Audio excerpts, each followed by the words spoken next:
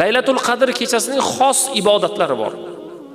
U nima ibodat desa, olimlarimiz tavsiya qilib aytadilar, 2 rakat namoz o'qish kerak, nafl ibodat. Xohlagan suralarni o'qishlik mumkin. Va yolg'iz holatda, hatto oila, farzandlardan xoli bo'lgan uyga kirib, ya'ni o'sha bandani Allohga aytadigan gaplari bor. Ya Robbi, mana shu holatlar bo'layapti. Meni mana bu duolarim bor. Meni mana bu qalbdagi ilinjlarim bor. Ular xoli holatda qilinsa, Alloh taologa mahbub va inshaalloh qabulligi tez. Endi har qayerda o'rtoqlar bilan aylanadigan bo'lsak, u ibodatni qila olmaymiz-da. Shuning uchun eng mahbubrog'i nima? Tarovihdan keyin uyga boring. Payg'ambar sollallohu alayhi vasallam uyga borardilar. Ahli ayollarni turg'azardilar. Ular bilan birga ibodat qilardilar.